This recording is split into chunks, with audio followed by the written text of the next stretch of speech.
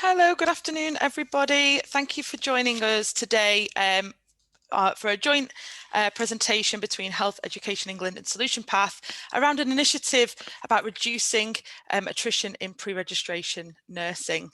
I'm just going to give you a bit of housekeeping before we get started. My name is Michelle and I'm representing Solutionpath today.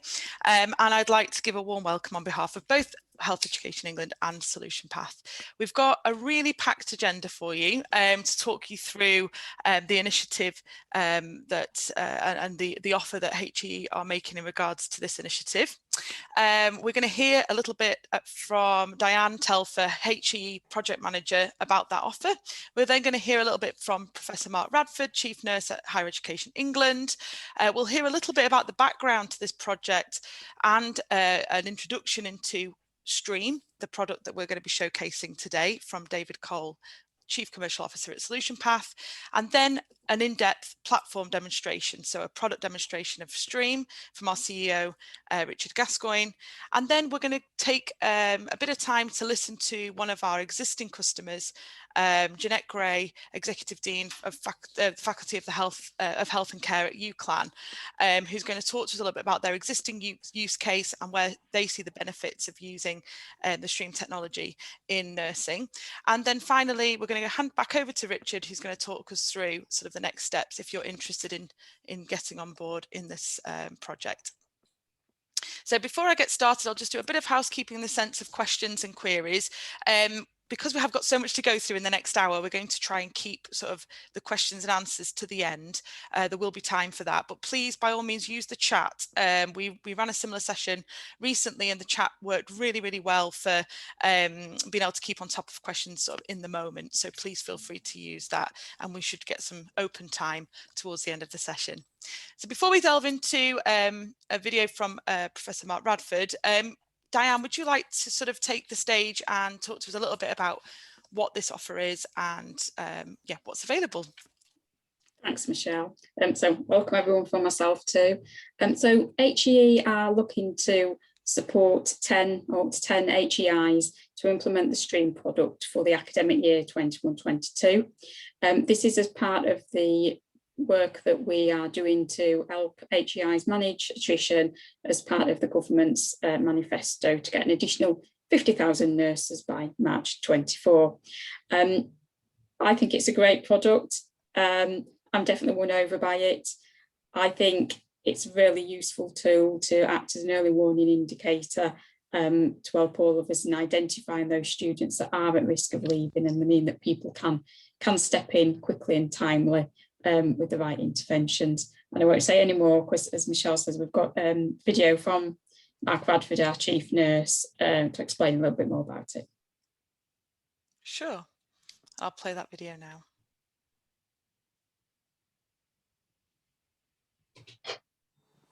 Hi everybody, my name is Mark Radford. I'm the Chief Nurse of Health Education England and Deputy CNO. Delighted to talk to you today virtually via this recording, but I really wanted to describe and really highlight the fantastic opportunity that we will be developing and supporting our university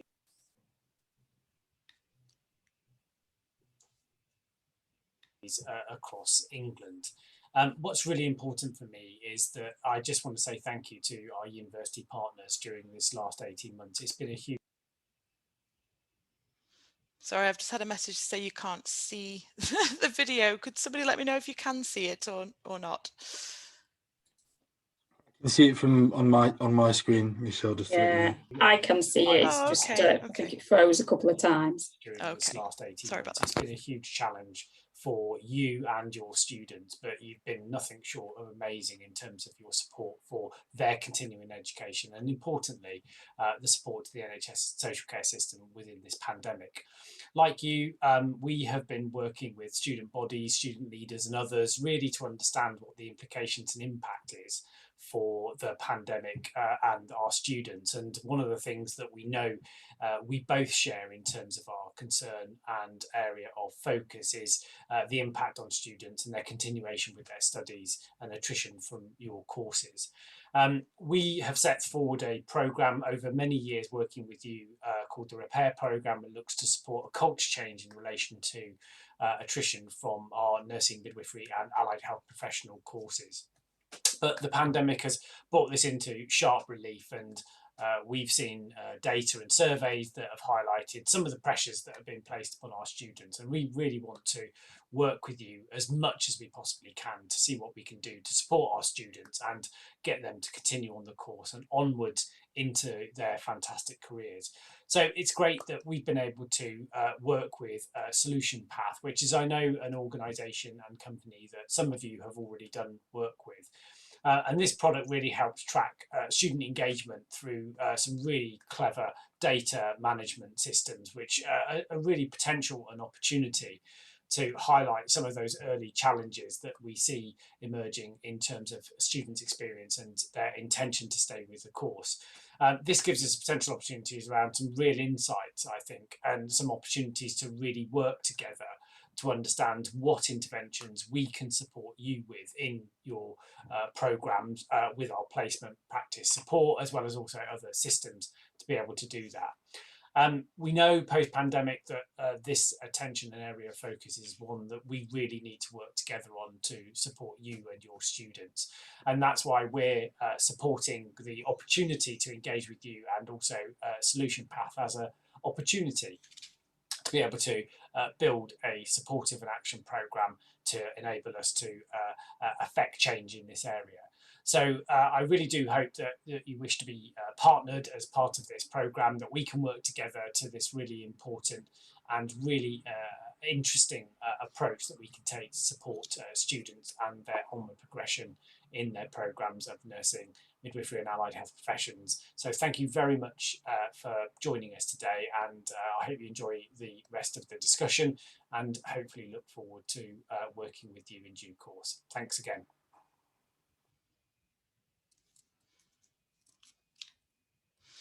Okay, brilliant. So now I'm going to hand over to David Cole, our Chief Commercial Officer at Solutionpath, who's going to provide some background to the research and a little bit of an introduction to what STREAM is all about. So take it away, David. Yes, good afternoon, everyone, and again, thank you for joining. As Michelle said, I'm just going to really set some context, really, just to try and give you an overview of what the actual technology is, what the platform does, how it does it, and really how the HEIs that we're working with currently are able to derive value. I'm also then just going to give a little bit of an overview about the origins of this funding and this initiative. So let me carry on. Okay, thank you. I forgot, actually, I'm not driving the slides, so I don't know what I was pressing there, but yes, Michelle, if you keep me honest on the slides. So our origins are that we've developed a platform. We've been in sector since 2012, 2013 with the initial concept and the initial pilot. We co-designed it with a university in the UK, Nottingham-Trent University, and since then we've had 4 iterations of the technology, and we're working with 20 universities, quite diverse, as you can see. The logos that you are looking at on the screen are those ones that are particularly prominent in terms of having nursing programs. So we work with 20 universities, but we also have quite a high concentration of universities that are heavily involved in provisions across those 4 areas of nursing in the UK. Thank you, Michelle. Yes, so what is it we've actually developed then? And some of you may have heard of us, you may not have heard of us, but we've effectively developed a software platform where we have, you'll hear us talk a lot about having had codified engagement. And I'll talk a little bit more about how we do that and what we mean by that. But we've effectively created a platform. That platform has dashboards. Those dashboards are designed to be really simple to interpret. So we've kind of tried to go the opposite way of what a lot of the sort of analytics and tech and business intelligence organizations try and do. We've taken something that's quite complex at the back end, and we've made it as simple and intuitive as possible, so that students and staff, tutors can really use the technology to be able to create action. The idea is that we use this metric called engagement. As I said, I'll talk a little bit more shortly about how we get to how we create that engagement model, but we use this concept of engagement to be able to understand where a student is at any time within their journey, so that you can effectively look for those outliers. And for the purposes of today and for the purposes of this program, then when we're really talking about the outliers, we are talking about those people who are displaying behaviors that might be a concern in relation to withdrawal. So it really is it's a system that in this context is going to allow, and does allow, our universities to be able to get upstream of a potential problem that a student's got before it becomes a crisis, and they ultimately withdraw. The application itself allows for, and you'll see this when Richard does the demo, the application itself allows for a holistic management of that student intervention as well. So the platform as it stands, I suppose it contains what you might consider to be a radar component. You know, this is the technology that will ultimately allow you to be able to understand who may be displaying withdrawal behaviors. And then, of course, what it has to be able to do, and what we've developed, is this concept of being able to manage an intervention. So if I'm a tutor and I have a concern over a student, I can then kick off some workflow. I can create a program of work that I can share with colleagues across the institution who may have an interest in that particular student, or who may be a particular service provider within whatever intervention I want to create. So it's this idea of having a kind of a 360-degree view of the student, being able to identify students at risk, being able to take some action very, very easily, and then being able to manage whatever those actions might be through a process to conclusion, and also beyond. Because of course the idea here is that you're going to want to start to look at what interventions are working and what aren't, and to be able to see if there was an intervention that took place on a certain date, depending on the type of intervention, what impact did that have on the student's engagement. So conceptually, that's where we are. If you want to give that another press, Michelle, then hopefully the graphic will work. So we thought this might be just a quite nice, easy visual way of demonstrating what we actually do. But ultimately, we will take signals from those systems and services that you'll make available that represent participation on a course or a program of study. We'll take those. We're looking for high frequency signals, high frequency transactions, so that we can create a credible engagement model. And what we're talking about taking is the students' interaction and use of things like the VLE, reading lists, e-quizzes, video lecture capture if you've got it, reading lists, e-portfolio, and we'll cover e-portfolio a little bit later, so that we can bring that into the engagement model. And what that allows us to do then is to distribute the students. And this is where we, I suppose, would consider much of our intellectual property to be, and our innovation. We will then take that and we will distribute those students based on their engagement category on that day. And that updates every night and overnight. So basically what we're able to do is to go, this student is either in the very low category or low, partial, good or high. And that's what you would use to be able to understand where they are and look at the potential risks. You'll see that term, educationally purposeful activities. I'm going to come back to what that means in a minute, really, in terms of the data that we use, how we analyze it, and how we've codified engagement. So Michelle, I think we get a lot of very good and very reasonable questions when we start talking about engagement analytics and we start talking about using the data in this way. But it's probably important to understand as much about what it's not as what it is. So what you'll often get, and I think where there is a reasonable question when you start thinking about using tools to monitor in this way, is a series of concerns. And what I'm going to just try and do is pull some of those out today, because they are the most common ones, and they are things that you might want to think about up front if actually following this session you intend to take it further within the university. So there's always this question of it being Orwellian, and it being a big brother type of product. So really, our experience is that once you're actually able to communicate with students and staff and tutors about what the tool is there to do, that of itself can often get you around that concern regarding surveillance and Orwellian. But ultimately, all we're doing is taking data that's already there. So that data's there, that activity data's there, and all we're doing is curating it and creating an engagement model with it. So the data already exists, but it also depends how you use it. One of the key coachings that we'll always provide our universities with is this can't be used as a punitive tool. So, you have to be absolutely explicit with practitioners, whether that's,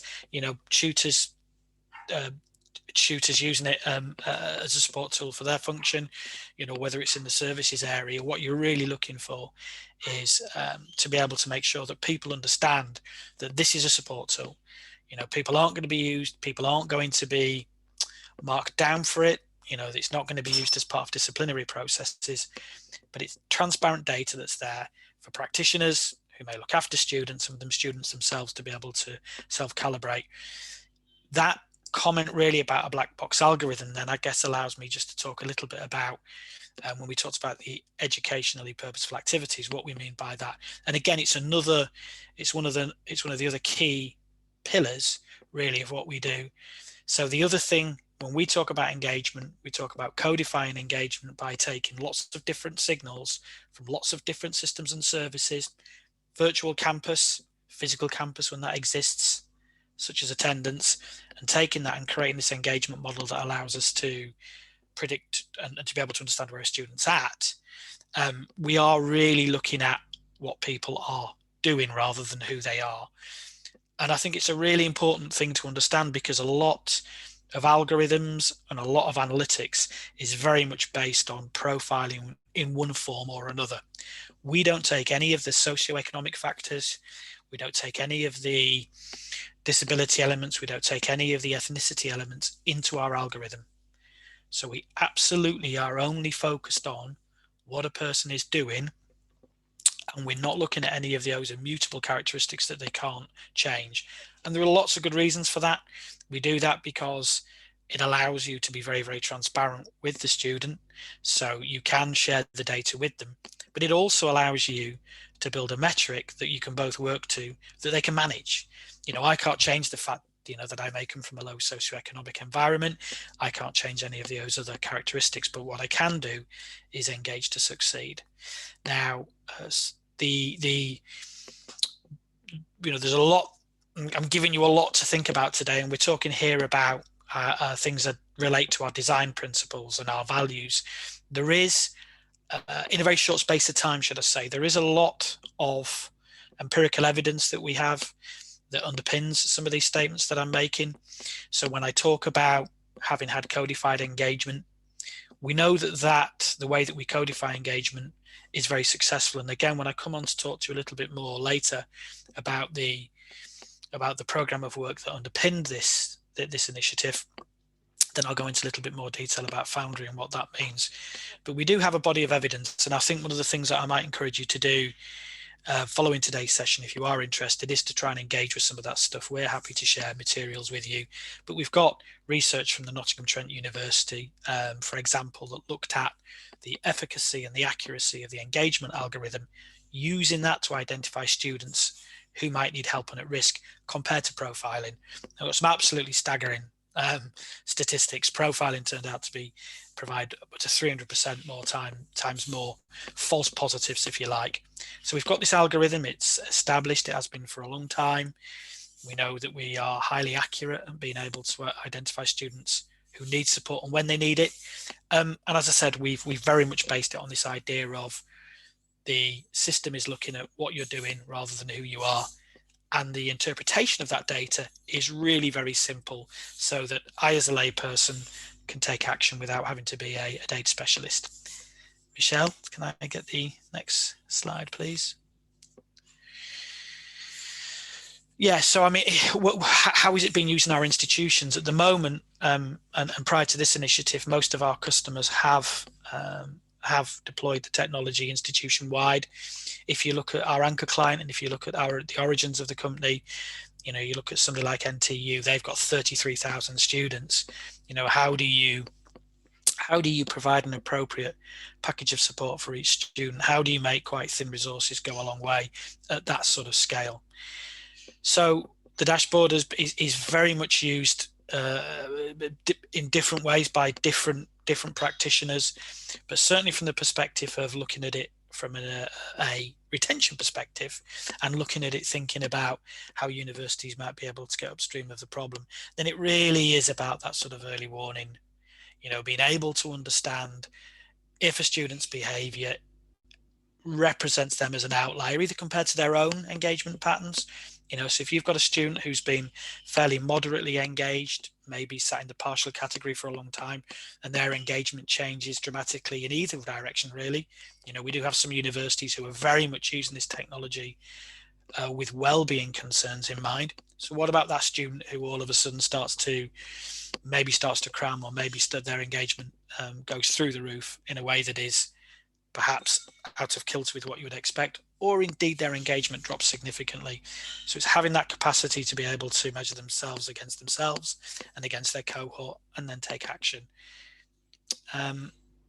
Michelle, can I just mindful of time as well? So yes, I did say I would cover this, and you're going to hear a little bit more shortly from one of our colleagues at UCLan, Jeanette Grays, who you may know, is going to talk a little bit more about how they're actually using the system and the practice and the benefit they're getting. But the origins of this actual funding, how this funding was secured, was based on a program of work that we did for the HEE back in October of 2020. We'd been introduced to Mark by an alliance partner of ours. At the time, I think the conversation started with repair, and then Mark quite quickly had expressed an interest in seeing if the technology that we had would be able to be used in this context of pre-registration nursing. And of course, accepting that there are nuances related to nursing programs that don't exist perhaps in other disciplines, in other discipline areas within the university. So I suppose the obvious one being placement. You know, a student will spend 36 hours out within a trust. Can you actually use their experience within the university setting, regardless of that, to still get some insight that might be able to point to a problem, might be able to tell you if this student's likely to leave? So we worked with some of our university clients. We did what we call a data foundry exercise. I'm going to refer to this a little bit more later as well when we talk about the phases to implementation if you want to join us on this journey. But effectively what we do, trying to simplify it, is we take a year's worth of data. We took the data for all allied healthcare programs to begin with within those areas. We analysed it and distributed the students based on their profiles into those categories that you saw. So that's from, you know, very low through to high, knowing that whilst we don't predict an outcome, and this again comes from empirical evidence, the students who spend most of their time in very low or low are 96 times more likely to withdraw from their studies, and those people who spend most of their time in high are twice as likely to get a good degree. So kind of using that categorization, we were able to look at this data and then overlay it with enrollment statuses. And again, for the purposes of that exercise, and really for the purposes of this program, we were looking at people's propensity and their behavior who went on to withdraw. And the outcomes were such that HEE wanted to look at how they could fund a number of universities to be able to get this technology so that they could provide more precision, I would think, precision interventions. So if you just want to go to the next slide, then Michelle, please.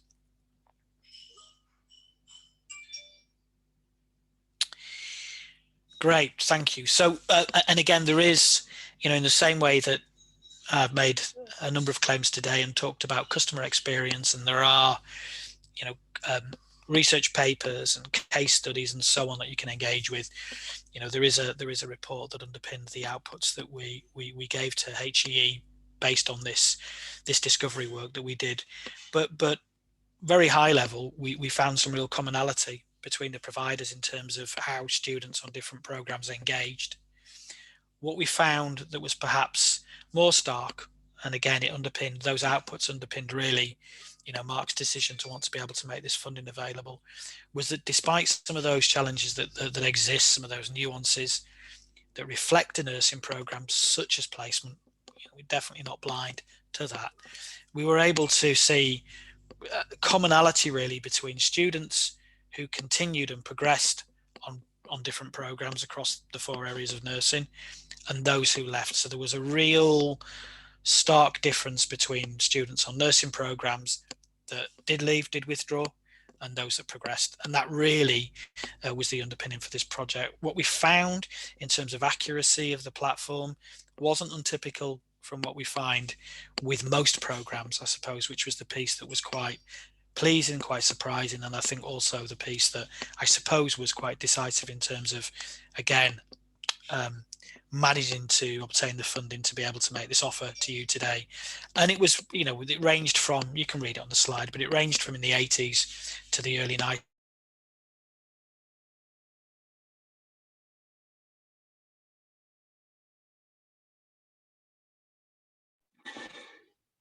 Sounds like we might have David's, yeah, it sounds like David's dropped off. I knew he had a bit of a time. Oh, there we go. There, you're back on, David. alert. Sorry. We lost you for a moment there, David. Oh, did you? Okay, that's sorry. Where did I get to? We're just concluding on the summary of findings, I think, there, mate. So we're talking about the performance. So the ranges of percentage identified is the last words that you were saying. Oh, okay. I mean, it's on the slide anyway, but yeah, sorry, that's rather frustrating for everybody. Did I just freeze? I assume my internet. Yep. Okay, so yeah, so we got ultimately we got quite a high degree of satisfaction in terms of how we felt about our ability to be able to create a robust engagement model for nursing. That has gone on to be the platform to promote this initiative, moving forward, then we'd certainly welcome if you want to have further and deeper discussions about what we managed to find as part of that program, but ultimately it's brought us to today, and Mark's desire to be able to, I suppose, enable as many universities as he can, and the funding for 10 has been quite an achievement, I think, and quite an investment on the on HEE's part, to be able to enable universities to provide those kind of interventions. I'm not sure if that's the last slide, Michelle. It is, David. Thank you for that background. No problem. So I'm going to move us along to invite Rachel and Jeanette Gray to the stage, so to speak, and bring that forward a little bit. And we'll see a demonstration of the product itself from Richard afterwards. So Rachel, are you there? I'm here, yes. Can you hear me? Excellent. And yes, I can. And Jeanette, come on down. And we'll have some introductions. So we're going to hear a little bit now from a kind of existing user of Stream and hear some best practice. So Rachel, take it away. Lovely, thanks very much, Michelle. So yes, I'm Rachel Maxwell, I'm Project Manager at Solutionpath. I've just come from working at the University of Northampton, having led a student success project on retention and attainment that involved the implementation of the Stream product. And I'm really excited to be able to host this customer panel session with you today. And as we said earlier, the aim of this is just to provide an opportunity for you to hear from one of our clients about how they're using Stream to support retention within nursing. So welcome, Jeanette. Jeanette is the Executive Dean in the Faculty of Health and Care at the University of Central Lancashire. Apart from that, Jeanette, maybe you could just take a couple of minutes to introduce yourself and just provide a brief overview of how UCLan is using Stream to support student retention in nursing. Yeah, thank you, and thank you for the opportunity. I know at the most recent event I wasn't able to join you, so it's great to have this opportunity. We've been using Stream, we've been involved since 2018. We were looking, as many universities were, more widely at retention within our student population, and a big emerging conversation about the importance of student engagement within that work. not just about retention, but about student experience more widely, and of course attainment issues that we're all grappling with. So I was involved in an initial demonstration from the colleagues at Solutionpath. We're quite excited by the product and part of the pilot study. So we piloted the programme with a few programmes at UCLan, of which nursing was one. And that's not an uncommon scenario in my institution. You know, the nursing cohort is one of our largest student cohorts by a long way. So when we can impact retention experience with the nursing cohort, we impact the university picture much more widely. So I think that's how I became initially involved in the work. And then I was in a different role at the time now. I lead the faculty within which the School of Nursing sits. So I'm much more closely involved now with how the use of the product actually has emerged at UCLan around some broader areas of focus as well. Thank you. So can we just pick up on some of those broader areas to begin with? I was just thinking more widely about the context around how you and your colleagues are working to reduce the number of student withdrawals. So that kind of general institutional perspective, and what kind of systems or processes do you have in place to support that?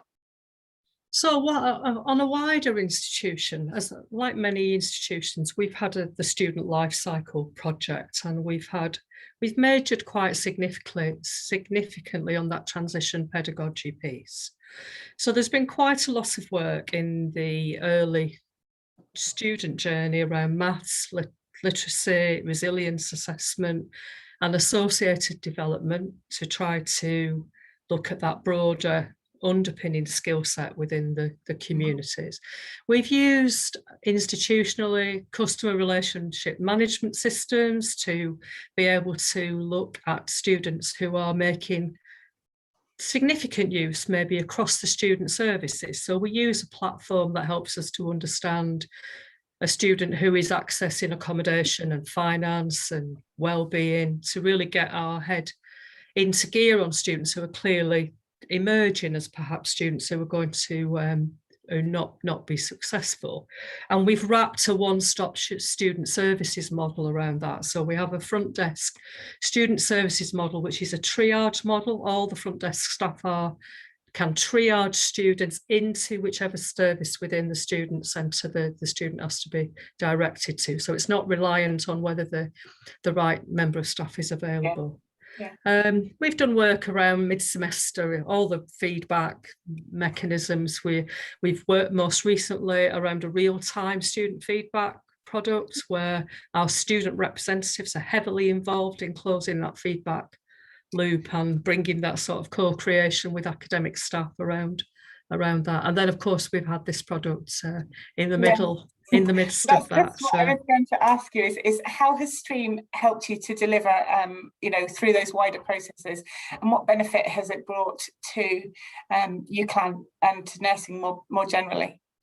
Well, I'm going to start that by saying the nursing cohort has the highest retention rate in my institution.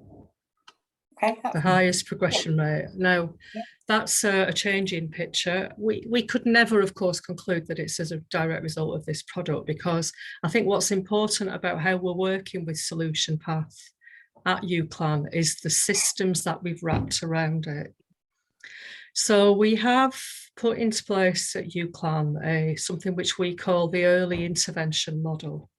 So from about 2017, we started to employ a body of support staff that we refer to as student coaches.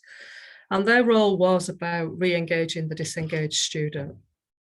What we didn't have at the time was a way of identifying very quickly that engagement, and that measurement of that was actually when we were first exposed to Solutionpath, I was quickly able to see how this would fit within that coaching model, because actually it would enable us to get to the right students and put the things in place for the students who needed them. Now that's the model's emerged quite significantly, and now it functions. The early intervention model functions around a student coach who is a member of support staff. They're not an academic, and a year tutor who is a member of the academic community. And I can go into some detail if you want me to about how that model actually works, because I think the mechanics of it are quite important in terms of how Solutionpath fits into that. And basically what happens is clearly our Solutionpath is pulling together data around the VLE engagement, around student attendance, assessment submission, access to library services, and it's working alongside our other CRM systems which collate engagement with our student services. On every Tuesday morning, our year tutors, the student coach every Tuesday morning scans the stream data for the previous week for the cohorts that they're responsible for. So I have 1,800 nursing students. I have 3 full-time student coaches working with that cohort. They scan the data, and at 1 o'clock on a Tuesday, I know this all sounds very pedantic, but actually the systems to make it work, I think, are really important. At 1 o'clock, they will meet with the year tutor who is responsible for that cohort of students and identify students who need to be invited to discuss issues about their engagement. Now, at that point, what we do is we take a snapshot, and it's important, I think, one of the things we've done is to really look at the trend within the student. So as David said, this is comparing the student engagement with their cohort. And it's important that we found it important that we do look at the 10-week trend for that student as part of picking out the students who need perhaps some form of intervention. And then in that meeting every Tuesday lunchtime, the students who are to be contacted by the student coach or the academic are identified, and those actions get underway, and we repeat the same process the following Tuesday. So we've got quite a rhythm now of using that central to that model, but it is the relationship between the academic community and the student coach that actually puts in place the intervention. But this feeds that, and we hadn't had that measure. We were constantly having conversations about, but student engagement, we're swiping in, we're testing attendance, we're not testing engagement. What can we do? And this product has helped us to actually quantify that and get to the right students.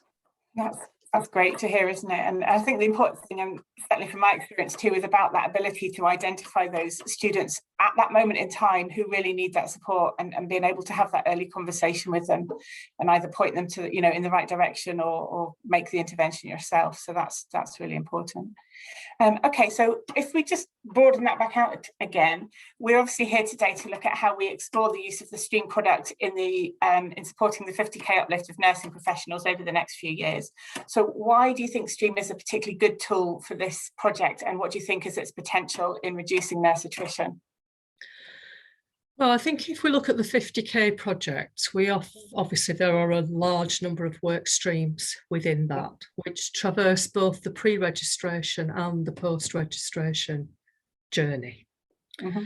And I think this is, I suppose, is speculative. I think if you can identify within the student journey students who need support, for want of a better phrase, and enable them almost through that journey to understand how some of their behaviours get them into a position where they need support. So a student who's not coming to class or not going in the library, or we're going to pick them up. And actually that translates very effectively, I believe, into some professional behaviours that, if they are modelled in the pre-registration journey, can become part of that being, because our interventions are intended to re-engage the student. They're not, it's not about us solving the issues, it's about that coaching model of finding the solution from within the individual. So you're partly building the resilience that you know, I mean, if they're going to need in that post-registration journey. So I don't think it is just about retention in the universities. I think it's about skill sets which actually promote success in a post-qualifying world. Yeah, there's a wider professional development thing, isn't there? Yeah, I mean, clearly, if we look at just around the retention piece in universities, you know, we see retention, don't we? You know, in excess of 20% students don't complete programs, variable across the fields, but nevertheless, that's a lot of students who are coming into the system and not going out of the other end. And they're not becoming the mentors, the support network so it's a real machine, isn't it? You know, the newly qualified member of staff now, certainly within our nursing student population, is playing that critical practice supervisor role. They're contributing to that learning environment very quickly in that new qualified period. So if we don't get enough out of them, it's not just the service, it's the support of the students that are coming behind them. So I think it's this develops behaviours, and it gets people developing the skills that are needed to be successful post-qualifying as well. But I think that I'd have to say, I think that comes about around what you wrap around it. Yeah, and I think that's why we started where we did. Listen, Jeanette, that's really helpful. Thank you very much for your time today. Thank you. No, my pleasure. I'm going to hand over now to Rich, who's going to give us a product demonstration. And so you can actually see what this product stream that we've all been talking about actually can do for you. Rich. Yes, thank you. So good afternoon, everybody. Can everybody see my screen first of all? Just want to make sure that we've got some it's visible. Rock and roll. Fantastic. Right, so I've taken the opportunity to log in. He says, I just want to check to make sure that it hasn't logged me out while I was waiting there. So what we can see in front of us then is the stream product. It's a mobile web app. So this allows you to be able to use it on any browser platform, so you don't have to be beholden to your desk to use the technology. We made that consideration as part of the design for version 4, because we found that lots of certainly people in a coaching capacity, whether they be tutors or not, weren't necessarily sat behind a desk. They could be having conversations with students at any place. So those corridor warriors could have a conversation and talk about how a student is engaging in their studies. This was, as David was saying, a co-creation activity that we did with NTU about 8 years ago. They were looking at ways in which they could help a very, very diverse set of students, potentially first in family going to university, really didn't know what it was to be successful. So for them to come into university and know what needs to be done was a very complex picture. And as much as they invested hugely in that transition, they did recognise that not everybody has the kind of social capital to be able to realise how to be a successful student. So this was very much geared around trying to focus how we could help the individual student. And again, as it was alluded to before, we've got lots of institutions who share this information with their students, and the students use the system themselves. We'll see a little bit later on about what the student's own view of their data is. And it was very much geared around simple, intuitive, easy accessible, something that leads to action as quickly as possible. So a quick summary then of what we can see. The top half of the screen, we can see obviously me logged in as the maybe as the faculty lead or the school lead. I've got access to 1,000 students, and I can see how those students are engaging and codified in that distribution that David was talking about before, where we got a bell curve where we would see a larger proportion of students potentially in the average or the partial, as we like to call it. Those who sit in that high category are twice as likely to progress with a good degree. And that comes again from our empiric evidence. So this isn't just about understanding where the problems are, albeit we do recognise that the whole premise of the initiative is about is about attrition. The technology gets used very much in context of that academic practice. What does good look like? How do we get everybody behaving in ways that would indicate good progression? And this will allow you to be able to do that. So you're going to move those people who maybe sat within that partial category into the higher groups, because ultimately they progress at a much higher rate. We also know, as David was suggesting before, and again, the foundation work that we did with as the primer of the project, we were able to identify between 80 and 95% of those students correctly, classifying them into that very low high risk group, so you could conduct some early outreach. So the premise of the technology was absolutely about trying to get to a place where you could get upstream of a problem before it became an issue. And lots of these problems relate to individual student circumstances. So there are very, very nuanced, people disengage from university life for lots of reasons other than just academic ones. But engagement has proven to be a really good, strong indicator for emerging problems. So again, it's it's not just about the academic practice, but it's also then about well-being, welfare, and that kind of support wrap around the individual students. So the cards that you can see in front of you then relate to obviously engagement, that codification of all of the things that are happening. So a really simple way of being able to go, where do I need to invest my time? We use the word interventions in the demonstration primarily because it tells you what it is.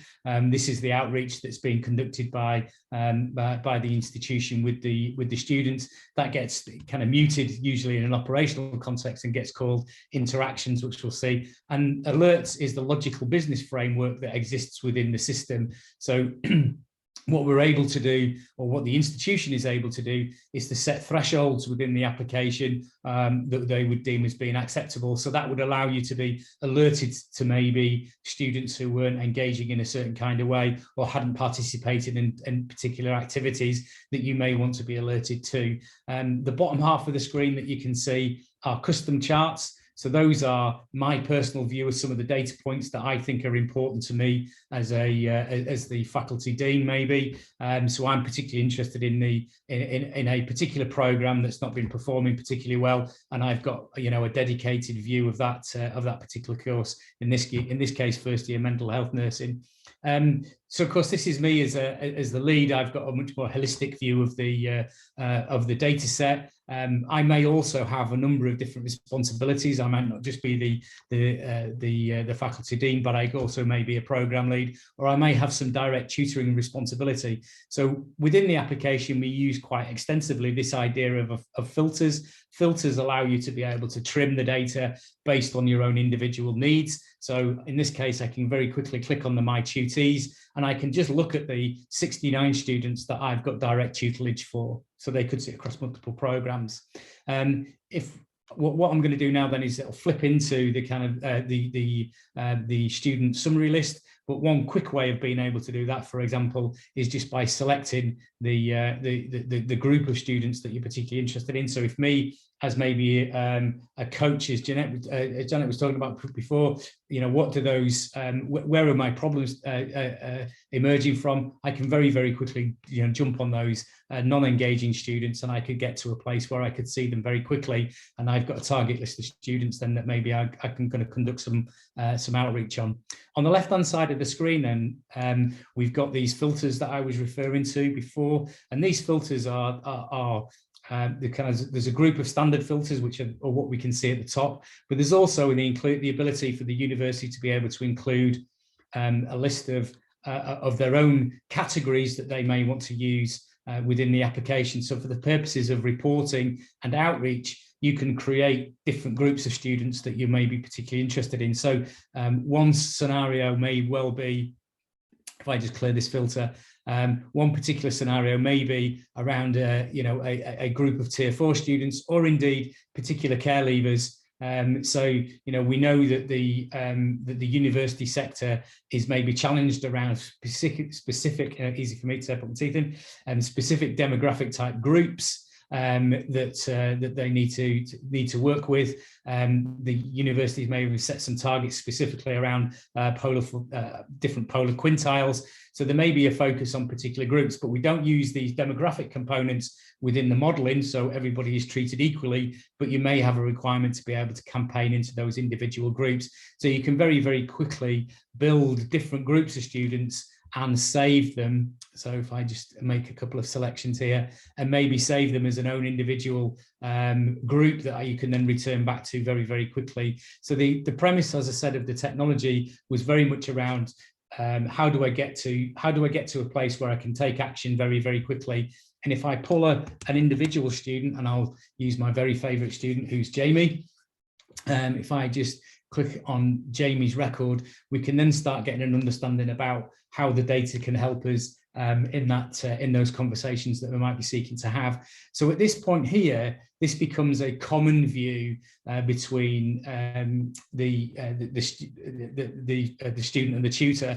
So the difference between the student's view and the tutor's view is the tutor just has, or a staff view, sorry, is that they just have more access to the students. Whereas at this point here, it becomes very, very common. So again, going back to that kind of Orwellian thing, this is absolutely about being able to co-curate, share information together, and talk about what good looks like potentially within the institution. So we can see this learning journey over a period of time here. We can toggle between different timeframes really quickly. We can look over entire academic periods, and we can see the timbre of Jamie's engagement with university life, and that may be well representative. So it's informative. We can see that Jamie's been highly engaged into a process of being lowly engaged, and then up into and then high engagement again, with some vertical lines which represent different events that have taken place over that time frame. So we can see alerts taking place. We can also see an intervention. What is useful in this, though, of course, you've got the ability to be able to benchmark Jamie's behaviour against the rest of the cohort. And the cohort in this particular instance is, of course, somebody who's on the same programme at the same year, so on the same programme of study. So you can benchmark this individual student against their peers, and you could make a judgment call very, very quickly about whether or not you think that there is a problem maybe with Jamie's engagement in particular. So we can look over periods of time. We can use the calendars to see what the pattern of engagement is, and we can see what their average engagement is down at the bottom based on the time frame that we've got selected. So we can see how the student has been engaging in their university life quite quickly. So what is engagement in university life? So how do we do, what constitutes engagement? Well, David was talking a little bit about those participation events. What are those things that we can measure within the application? Well, needless to say, it is the physical and the virtual things that we've been able to turn into a digital signal, and we refer to those within the application as, as resources. So resources are those things that we would expect students to be doing as part of their course. So they would be utilising the video lecture captures. They may be using labs. They may be utilising different aspects of the virtual learning environment, and these are all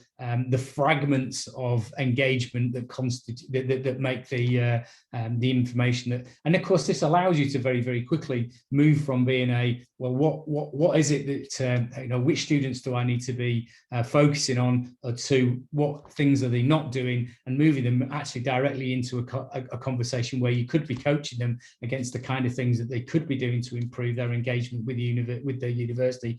So we can see in this particular scenario, we have this is a quantification. So that's the number of things that they've done within that time frame.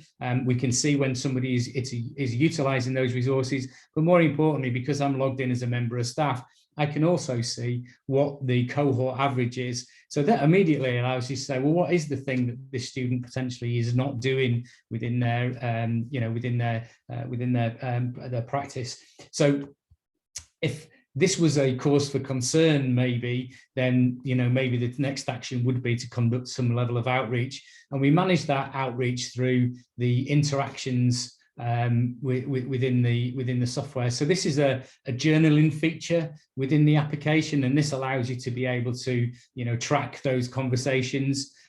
So if I start by creating an intervention, I'm just going to make this a little bit bigger. It pops out on the right hand side because like, as I said before, it's a mobile friendly application, and we created this kind of pop out so you could literally thumb your way through an intervention if you wanted to. So this is quite an important element that was added to the application, because of course what this allows you to be able to do is to create an event of a point in time.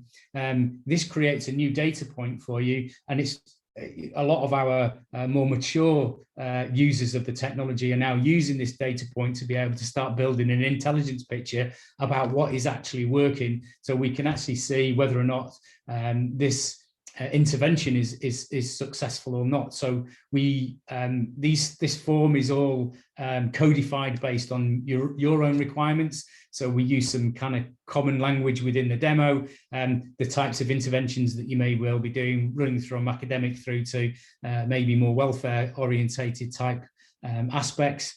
You've got the ability to be able to describe the type of intervention that's that you're doing. Your engagement seems low. How and the method by which you're communicating with the student. You may be speaking to them on the phone, maybe actions that that you might want them to take place, and of course be able to record the amount of time that you spend conducting these. So, you know, we've got a number of institutions now that are able to understand a little bit more detail about what that workload profile now looks like when they are supporting their students, the type of investment that they need to be able to make students successful, all through these kind of data points. We've got the ability to be able to set an objective completion date for maybe the targets that you've, or the action that you've agreed with the student. And you've also got the opportunity to be able to set a nudge reminder. You know, if you're dealing with, you know, 1,800 nursing students, there's could be lots of different things that are taking place. So getting a timely reminder to follow up with them is useful. We've also got the ability within the application to be able to refer them to other services. So your ability to be able to maybe send them to student support if there is an issue, a well-being issue. There are some aspects of GDPR that's included in here, like you have the consent to be able to make the referral, and of course what you can do then is to include the email potentially to the individual student if needs be. So creating that intervention allows us to be able to then maybe track the you know, the progress, and of course as a student, they've also got the ability to be able to contribute to that record. So if I look at a one from previously, we can actually see here that Jamie's been back in touch around this particular intervention that's taken place. If I'm satisfied that we've reached the completion, then we can confirm and close that record. So you've got the ability to be able to create those kind of closed loop and track those interventions through to conclusion.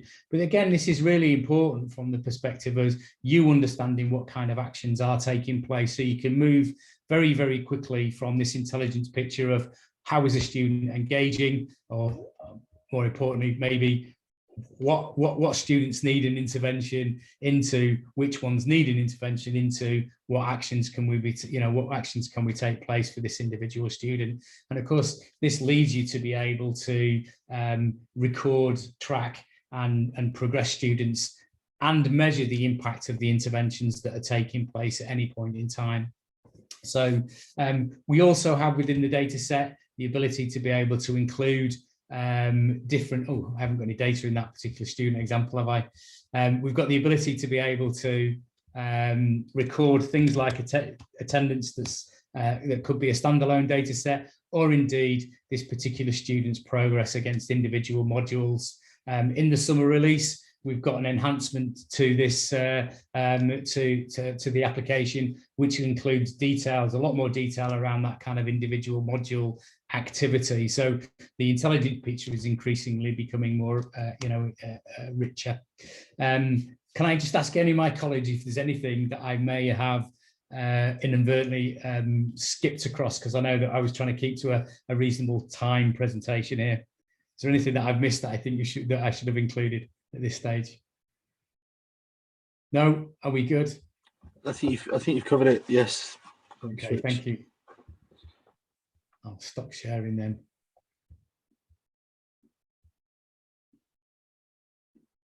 Okay. So have you got some more slides for me, Michelle? Because there was a few more points. So is it?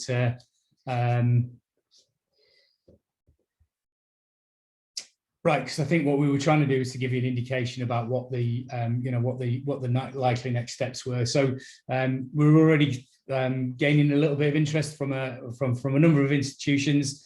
So I think we're going to invite you to maybe follow up this presentation with a further conversation with Jamie or another and Rachel. They'll be interested in kind of hearing about whether or not you'd like to take this forward. And then programmatically, we've got a delivery program that would include us understanding what your data set looks like, what systems would we be seeking to integrate with. We've got this proof point that will allow you to be able to see the capability of the system in relation to your data. So you've got a real world view of how performant the application would be before we move into an implementation cycle. And note the kind of timeframes. We are incredibly tight on the amount of time that we've got if we're targeting this next year's cohort. So, we appreciate you, obviously, so, there's a lot to ask in a short space of time, but, if we are going to focus this next year's cohort, then there's much to do. So once we've done that implementation, we'll support you through the next 12 months, which is the elements that have been funded by HEE. Within that kind of support framework, we've also got customer success advisors. You'll have the benefit of the community that we've been able to establish over the 8 years that we've been in operation, where you can actually build on some of the learning and the best practice over that time. And we've got people within our team to be able to support you through that process as well. Next slide. So yes, so the next steps would be, if we can activate this kind of one-to-one, you'll get a follow-up email. Is that right, Michelle? I think it's right. You get a follow-up email after this. So, if you want to respond to that, we'll get you booked in for those conversations. We'll go through this idea of identifying your data sources. We'll also obviously provide you with a one-to-one demo if you need to with your wider team. And then if you've got any kind of commercial considerations or conversations that you need to have, we can have that as well. Okay. Thank you, Rich. I think there were some questions as well. Yeah, we're going to open the floor to some questions. Do you want to just drop the slides and then we can just have a face-to-face then, can't we? Can I just, whilst you're doing that, Michelle, because I'm not sure, thinking about it, that I necessarily made the commercial structure clear enough at the beginning. So if I did, then I'm repeating myself, and indulge me in doing so. What HEE are looking to do is to fund 10 institutions. I think I probably covered that, but that is for all the first year costs. So the idea behind this is that you as an institution will access the technology free of charge for 12 months for your nursing cohorts. Now, some midwifery is included in that, and we've had some questions about other disciplines that might sit in the same faculty and being able to use the technology there. The focus, of course, of the 50K is nursing retention, but there's a reasonable level of comfort with some bleed outside of that discipline within a faculty.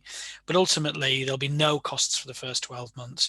So what HEE are funding is the discovery processes, the design processes, the implementation, the configuration, and the deployment of that for the first year. So it would be completely free for the first year. And in that context, then it's probably worth thinking about it as a free pilot. So I just wanted to be really clear, because I didn't feel I had been. That's what they're funding. It's up to 10. And as Richard said, we've had some interest already, but I think where we are today, for those who can mobilize, the idea also of trying to codify things and having it done quickly is because we do want to be on the pitch with people for the next student intake in September, October. But equally, if we can do, if we've got we're doing data discoveries all at the same time, and we're doing Foundry all at the same time, and implementation at the same time, that's how we've been able to control the commercials. So I just wanted to make that really, really clear. And now I'll shut up and allow for questions. Thank you. So I've got some questions. I've got a couple of direct questions that have come to me from Karen, but it's just coming to me. I think she's just direct messaging me. So I'm not sure if they're for everybody or just for me. So Karen, is that? I think you're messaging me. I hadn't. Sorry, can you hear me? Okay. Hear you loud and clear. Thank you. Yeah. Sorry, I hadn't realised it wasn't a general chat, so no, it wasn't secret. Okay. No, I guess, David, just picking up on your comment around the commercial bit, and absolutely, it's always great to be involved in a pilot and that's externally funded, and the cause is admirable and good for Mark on this. I guess it's just, if I take these conversations back internally, one of the first things will be, what is the longer term commercial investment that we need to do as a university. Great. So I just guess, you may not be able to answer that now, may not wish to, but I just wonder at what point we'd get that sort of, commercial framework. I absolutely am, and I had thought that we'd decided to include it on the slides actually, so do forgive me. If it continued to be at the faculty level, then we're looking, it would just be licensing cost, because HEE of course have covered all the design and the implementation and the integration. I should have mentioned integration, that's a big thing of course, because we're going to connect to lots of different platforms potentially, but we would be looking at 30,000 per year. After that first year would be the university's obligations if they want to continue with that nursing cohort. And is it only limited to that? Sorry, the nursing cohort.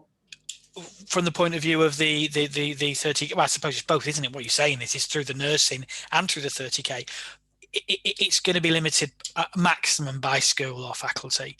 I think if what you ended up with is in a situation in year 2 where the rest of the institution were able to see that there was value in the system and you wanted to deploy it everywhere, then we'd have to have a different kind of commercial conversation. But I suppose at that point they'd only be doing that if you've been able to demonstrate value. So at the moment the focus is very much nursing. We have got considerations for ongoing commercial costs, because our expectation would be that if you get what we're expecting you to get, and you can get the value in year 1, you're almost certainly going to want to continue for that 3-year academic period. So Karen, the other question that you were asking was really about technology integration as well. So that was about how easy is it to integrate with other applications. I think there's a sliding scale on that, as you'd expect me to say. Some of them are very easy, some of them not so much, but we do that integration.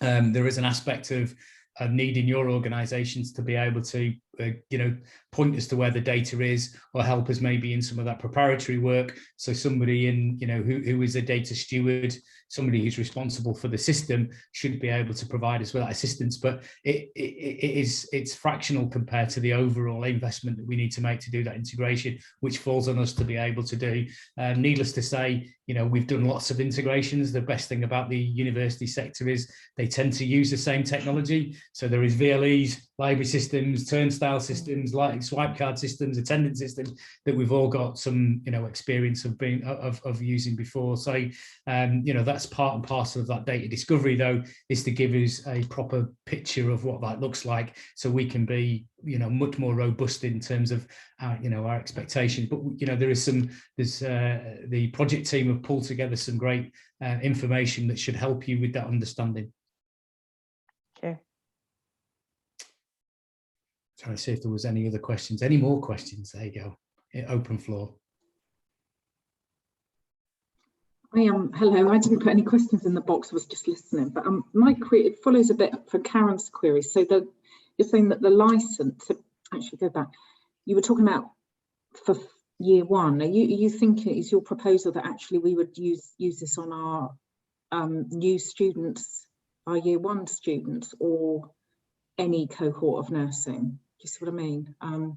Yeah, so I think the easy answer there is any, of course, what we're trying to, what I think Mark's trying to target is obviously to impact this 50k number. So I guess the door closes late next year to fit within the Parliament, of what the objective was. So hitting these first years, but that does mean that you can still use it for your 2nd and 3rd year students as well. So anybody that's in your faculty could benefit from the technology as from when it's deployed.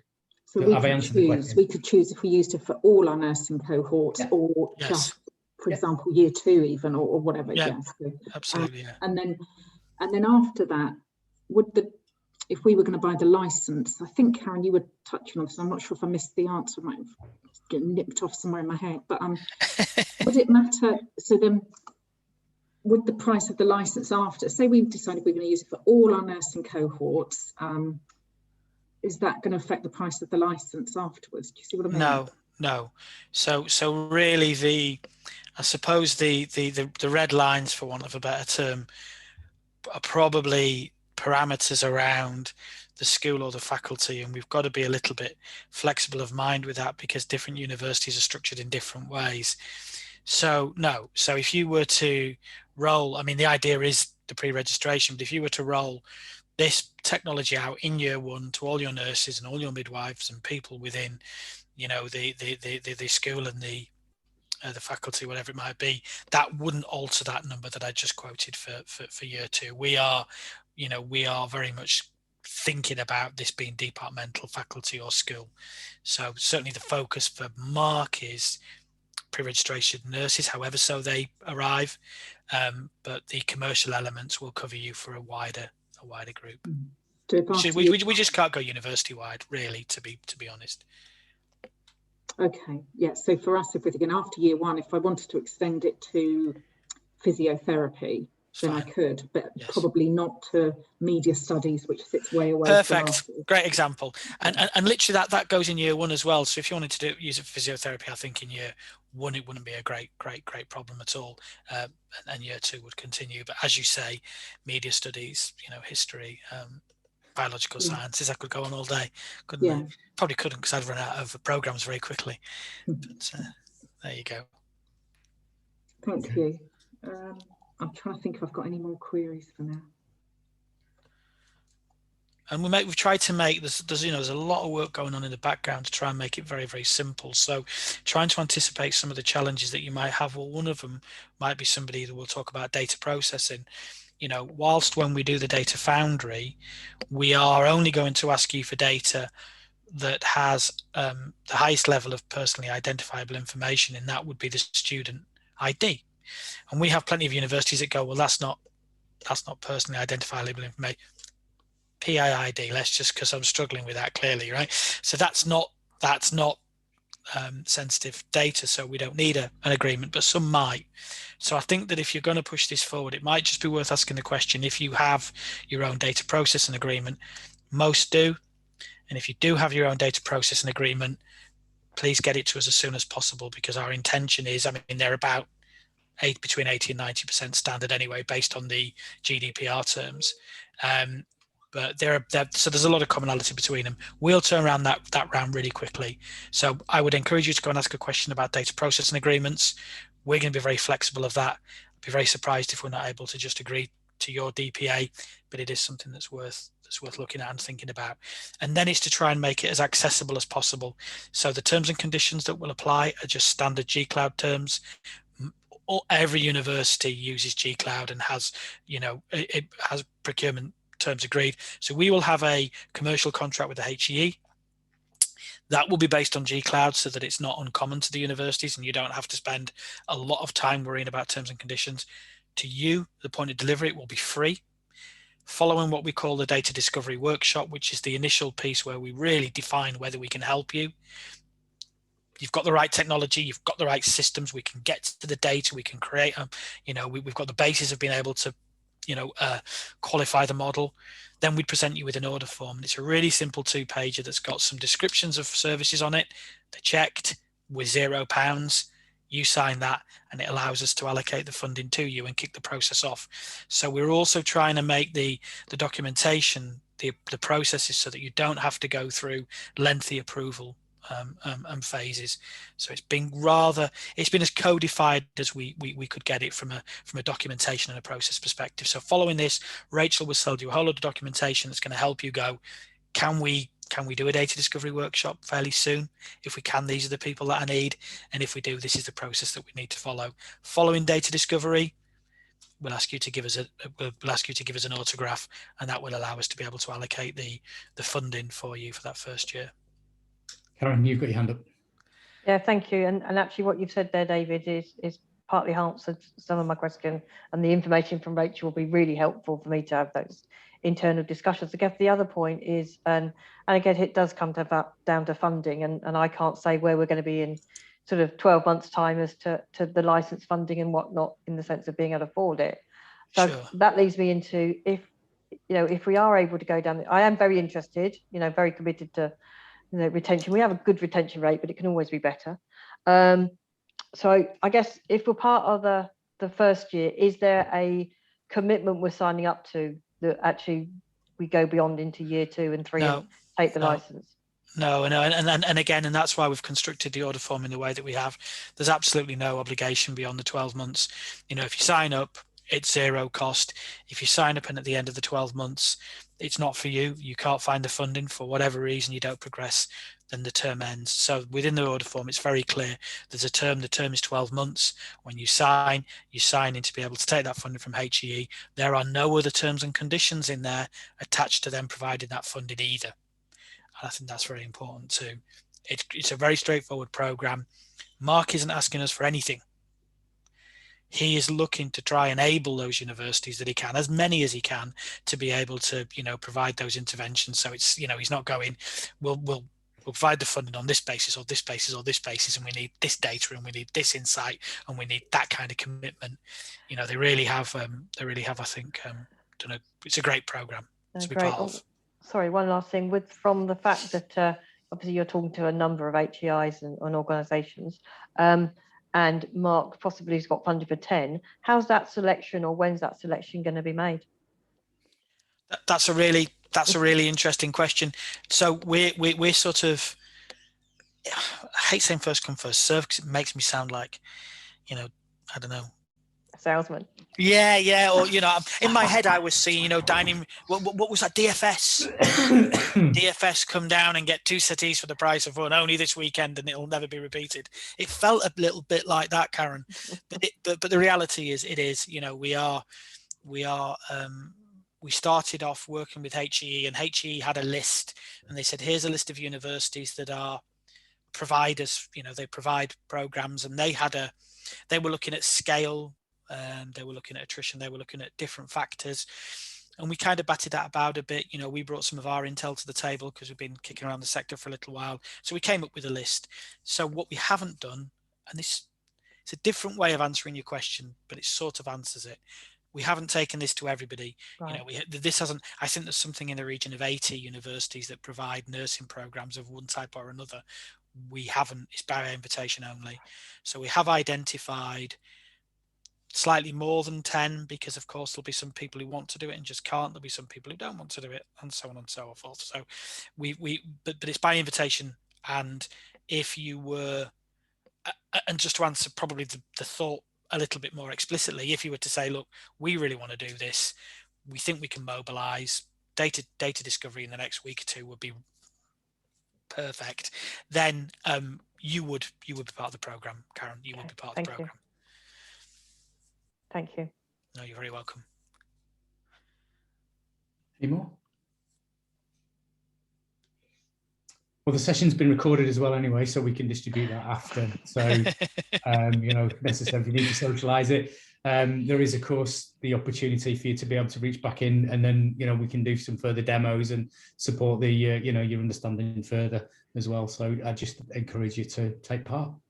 Yeah, and again, and not wanting to get the last word or something, it's not some when Rachel sends the kind of progression information out, for the want of a better term, but what to do next, she'll send the video out and stuff, because you might have people who you want to share this with, and hopefully if they've got the time, then being able to review this might help you in your cause. Can I just add one thing as well? If you would like to set up that exploration call, in the follow-up email that I'll send this afternoon, it will have a link to register your interest, and it'll activate a call to be scheduled. So look out for that email. It'll come from Solutionpath. I think it's come through already. Is it? Oh, is it? Something's come through. Oh, Maybe fantastic. it's not that. If it has, then it won't have the recording set against it. Perhaps it was something else that you're selling. Yeah, so it's either a problem or it might be the reminder for today, but I will I'll double check that when I get off the call, and I'll make sure that you get that. So it will be like a link to a form to be able to just sign up very quickly. Again, just trying to make the process simple for you. It's about improving communication with students. Oh, that's our newsletter. There you go. There you go. There you go. Excellent. Okay, well, thanks for organising, Michelle, and thanks everybody for contributing. I think it's been a good session, so really, really useful. So, and really appreciate the support from HEE in this initiative, right? And thanks for your time. Thank you very much. All. Thanks, Thank everyone. you. Thanks.